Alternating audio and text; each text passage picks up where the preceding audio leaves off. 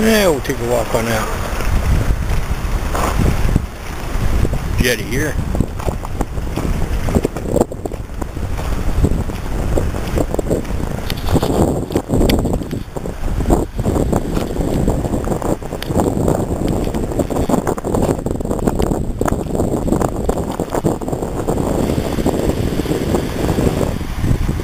Beach down there.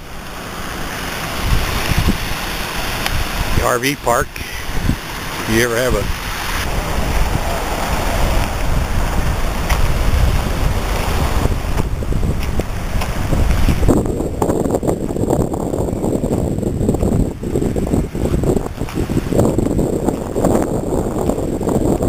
coming up on the foghorn.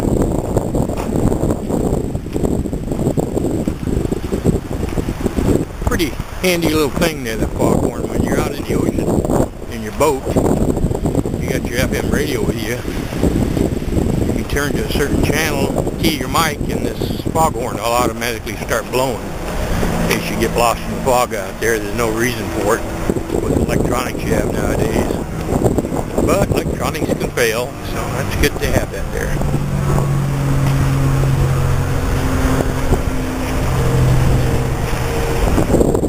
Well, it's as far as this old man's going to walk. He's not going to walk out there in a couple of years. But there's where the ocean is. There's where the Chuck River meets it. What a beautiful day today. I really need to get to work on my boat. Oh yeah, this just might do it for me.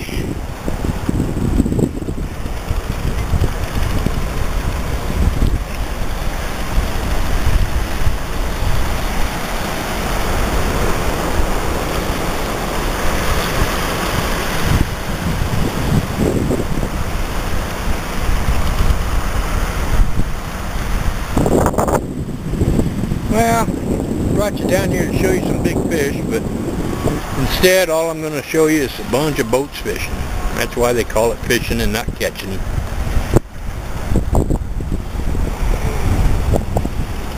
Boy, I've been out there on that river all day without a bite. I know how it feels.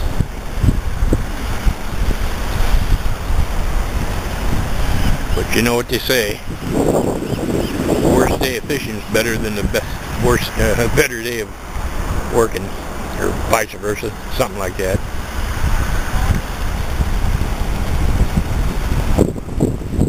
Yeah, the worst day of fishing is better than the best day of working. That's how it goes.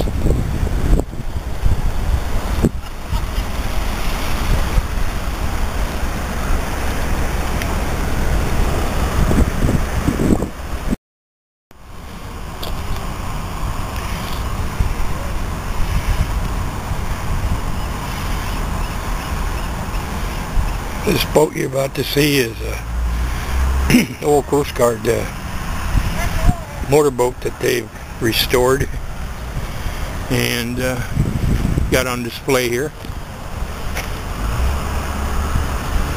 He's an old timer.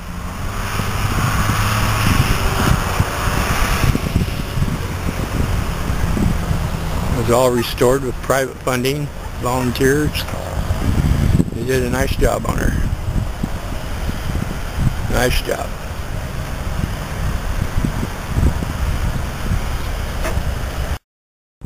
Looking at here, I hope you can see it, is a memorial they built for some fishermen that were lost at sea during a storm. I believe there was a good 20, 21, 22 fishermen lost out there in August of 1972. They're all out there fishing on a day like today, and a storm just came in real quick, and 22 of them didn't get back. Sea took them.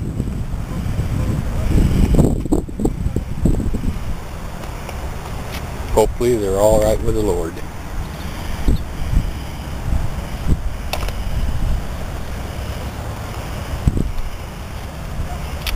Nothing they did wrong. It was a beautiful day, and it just one of them freak storms come up, and took their lives. God bless them.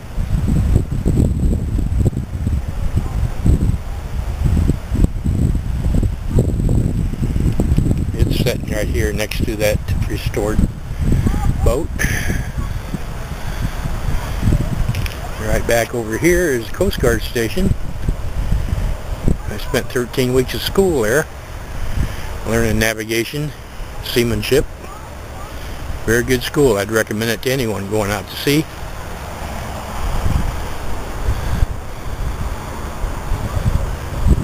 That big building back there is where they keep their motor lifeboats in the winter, out of the elements.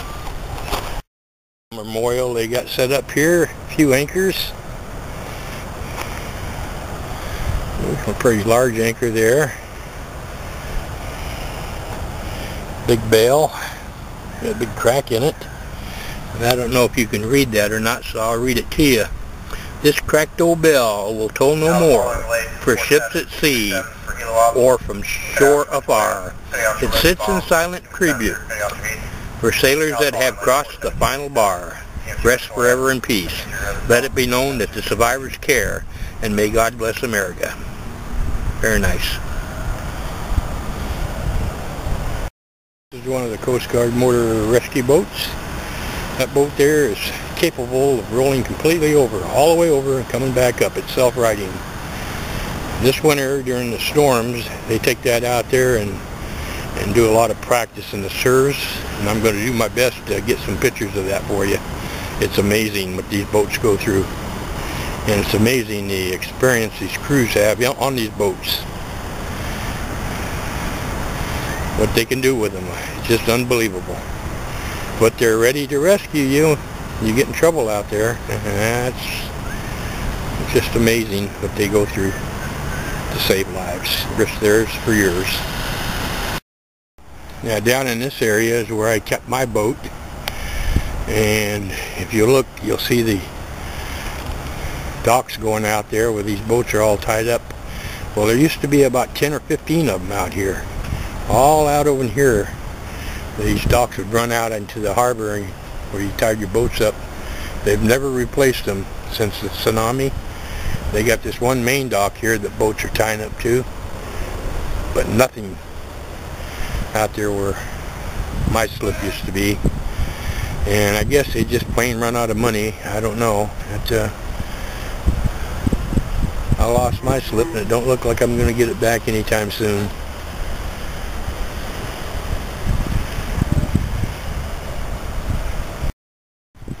This boat here, the Maverick, during the tsunami, it busted loose from its mooring and collided with several boats. Damaged it, but they've got it all repaired now. It's an old boat. It's an old sailing boat, sailing fishing boat with sails. Amazing. You don't see that very often anymore. High mast on it. Twin mast, booms. Yep, and they're restoring that boat, and they're doing a fine job. Nice looking sailboat. These are the docks I was telling you about. It's the only one left over here. It's the only one left. 10 or 12 of them out here, all out this way. Mine was right next to this one right here. Gone, just completely gone. All these boats tied up across the way there, they all busted loose, and the surge of the water from the tsunami brought them all over this way, collided with these docks. Several boats sunk, many damaged beyond repair. Some of them were sucked clear out into the ocean and smashed on the rocks. It's just one of them things. Here comes the boat in now.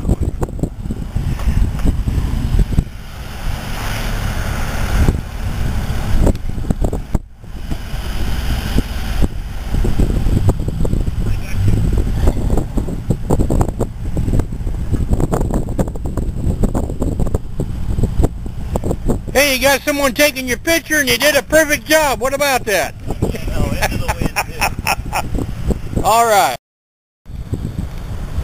Well, right there is what's left of my dock. Used to go out there several hundred feet. Here's where she ends. They got some big fishing boats tied up in here now.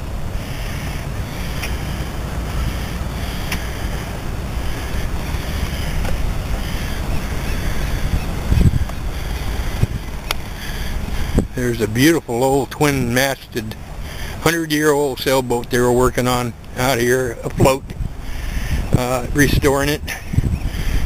It was an old rum runner in its day, and that tsunami sunk her. She went down to the bottom. It's just a terrible loss.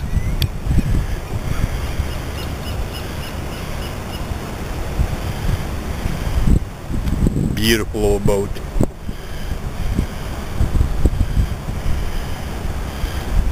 I think I have some still pictures of her I'll put on the tube one of these days. Okay folks, that's it for me. I'm gonna wind her up and get out of here. Sorry I couldn't get you any pictures of fish. There's 3 brought in so far earlier this morning, so today they're just not catching them. We'll do this again when they're bringing in some fish. Goodbye folks.